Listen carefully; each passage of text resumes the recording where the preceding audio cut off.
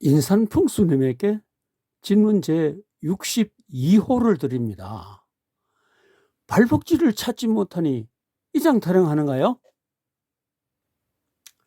인산풍수는 국민의힘 신임 사무총장 이만희 의원 조부모묘라는 이런 동영상을 올렸습니다. 그 14분 20초에서 50초 사이에 풍수가 묘역에 오면 병원에서 MRI 찍듯이 기맥의 흐름을 잡아내고 수맥은 있나 없나, 혈은 어느 정도의 영양인가, 어느 정도까지 가능하겠나, 쉽게 말하면 대통까지 하겠나, 재벌까지 되겠나 등등 이런 것들을 쭉 다 읽어내야 한다. 그래야 그 집안의 흥망성쇠를 볼 수 있다라고 했습니다. 참 대단하지요. 이 말씀이 맞는지 검증을 한번 해봐야 되겠죠.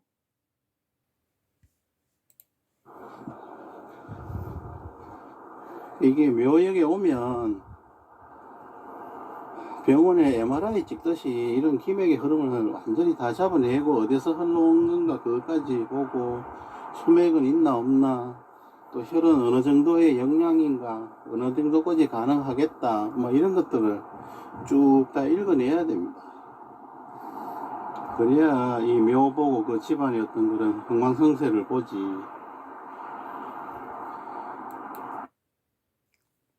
자, 그러면 한번 검증을 해봐야죠. 인산풍수는 퇴계 이황의 발복처는 부친 이식묘가 초장지가 아니다라고 이장설을 또 주장합니다.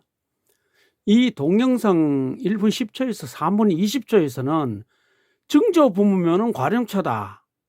그 다음 5분 19초에서는 퇴계 조모, 영양김씨도 과령차다. 9분 34초에서 10분 10초 사이에서는 조부는 10회절이다. 그런데 10회절인데 10회절은 군수밖에 못한대요. 그런데 이해는 대사원을 했고 이 종이품이죠. 퇴계는 대자까지 했으니 아니다 이 말이요. 그 다음에 11분 5초에서 12분 10초에는 모치는 14회절인데 판서 정도 한다 이 말입니다. 근데 퇴계는 뭡니까? 해동 18절이죠. 그리고 그 발음이 어디서 나오는지 자기도 모른대요. 예, 그러니까 퇴계가 이렇게 들렸으니까 그런 발음은 어디서 올까 이제 모르겠다 이 말이요. 22분 10초에 가서 뭐라고 하나, 부친묘가 과령처에 불과한데 아마도 이 묘가 이장됐다 이렇게 주장합니다. 그리고 이장되기 전에 묘가 명당이라서 퇴계 같은 대학자가 났다 이 말입니다. 자, 앞에서 설명한 것을 간단하게 도표로 설명드리겠습니다. 증조 부문은 과령차다, 혈이 아니다 이 말이에요. 조모도 과령차다, 혈이 아니다. 조부는 10회절인데 잘해야 군수인데 그 아들, 둘째 아들 이우가 뭡니까? 판서를 참판을 했어요. 관찰사 참판, 종이품이죠. 그 다음에 여기 손자에 가가지고는 뭐냐면은 이 퇴계형 이해는 대사원을 했어요. 종이품을 하고. 퇴계는 뭡니까? 해동 18년이 됐어요. 안 맞죠? 모친 24회절인데 판서 정도인데 퇴계는 판서는 저리 가라 아닙니까? 그리 뭐냐, 부친도 과령천데 아마 부친이 그 전에 다른 데 있다가 현재 자리에 이장했지 않았나, 이장이 전에 자리가 명당이었다, 지금 이런 주장을 하는 겁니다. 그러면 저는 이장하지 않았다는 것을 증명하면 되겠죠. 자, 이 퇴계 집안을 이해하려면 이런 도표가 필요합니다. 퇴계의 증조부 이정은 부사를 지냈는데 천인지 귀족 풍수는 여기 귀A로, 이 귀A 때문에 손자 이우가 참판을 했고, 그 다음에 형이, 그러니까 퇴계의 형이죠. 대산 이 정이품이에요. 종이품입니다. 오타났습니다. 종이품을 했고, 그 다음에 이황이 우찬성과 그 우찬성은 종일품입니다. 그리고 해동 18년에 들지요. 그 다음에 5세가 정삼품, 9세가 정삼품 이렇게 놨다고 주장을 하고, 인산풍수는 이거는 과령차다요. 초록색은 인산풍수의 주장입니다. 예. 과령처다. 조모도 과령처다. 조부는 10회절 군수고 아버지도 과령처다. 그런데 우가 참판이 났다 이 말이에요. 그러면 형님 발복도 아니고 이 형수가 14회절이니까 그러면 형수 발복인가요? 퇴계 선생의 이후가 참판을 했는데 그러면은 형수 발복이냐 이 말이요. 말이 안 되지요. 그러면 이후의 발복은 아버지 할배 증조지요. 그렇죠? 인삼법은 조선 발복이라 그랬어요. 아들하면 손자밖에 발복 안 한다 그랬어요. 그럼 이 사람은 누굽니까? 아버지 아니면 할배 발복 아니에요. 그러니까 이 증손에 이런 인물이 났죠. 이 귀애이니까. 그래서 이제 아버지 묘가 이장되니 그 할 말이 없으니까 아버지 묘가 이장됐다고 주장하는 거예요. 그러면 아버지가 명당이 되면 이장 전에 명당에 있으면 그러면 동생은 형님의 발복을 받았나요? 그렇죠. 동기 가문 형제간에 제문해야죠.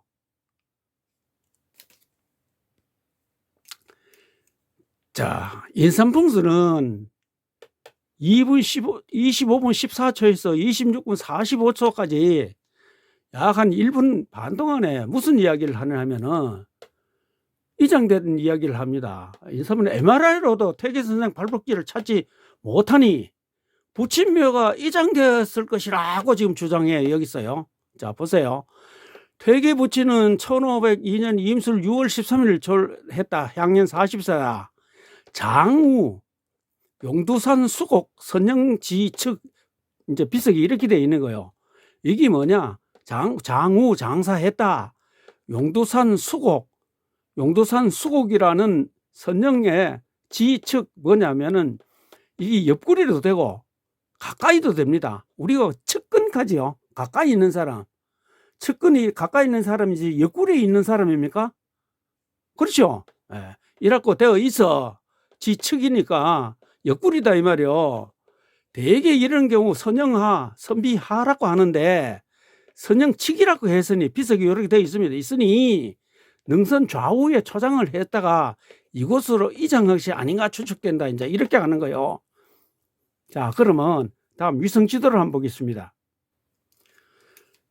자, 이게 조모입니다.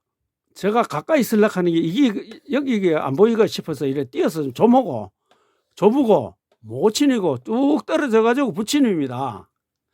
보통 이렇게 하면은 선영하 이렇게 표시합니다. 그럼 이 모친이니까 선비하 이렇게 표시하는데 이 집에서는 뭐를 받느냐? 여기는 한 뭉치죠 하고 여기는 좀 떨어졌죠. 그렇죠? 그러니까 즉 선영 가까이 이걸 선영으로 선영 가까이에 했다 이 말이에요. 옆구리 한번 보세요. 이분들은 저 맥에다가 묘를 썼죠. 산줄기에.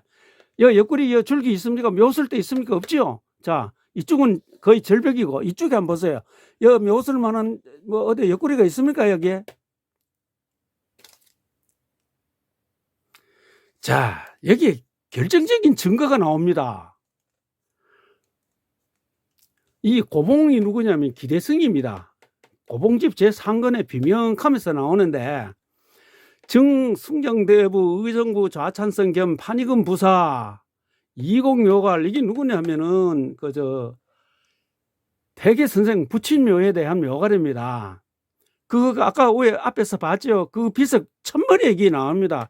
영경 3년 여름에 태계 선생이 나에게 편지를 보냈다. 뭐냐? 그래. 나의 선후군께서는 선영의 벼슬이 높아짐으로 인하여 가선 내부에 추정되었다. 당시 이묘 앞에 한 비갈을 세우고 관향과 3개를 넣었는데 이 묘 앞에 비갈이 있었단 말이야. 넣었는데 돌이 이제르고 망가져서 다시 세우러 갔으나 뭐 하지 못했다. 그 후 나로 인하여 여러 번 가정을 받았다. 그래 퇴계 선생이 자꾸 증직됨으로 인해 가지고 직급이 높아짐으로 인해 가지고 자기 아버지도 자꾸 자동으로 증직을 받았어요. 그래서 고치려 한다 이 말이요. 그러면 기존 묘가 있었고 비석이 있었단 말이죠. 그리 거기다가 새로 비를 세운다 이 말이야. 그리 기대승이 니한테 니 좀 써독 하고 편지를 보냈는데 그 말씀이 있습니다. 기대승이는 그때는 사양 내가 절을 하고 올리니까 존경한다면 절을 하고 올리니까 사양하지 마라 했다 이 말이요. 그래서 사양하고 이걸 썼다 이 말입니다.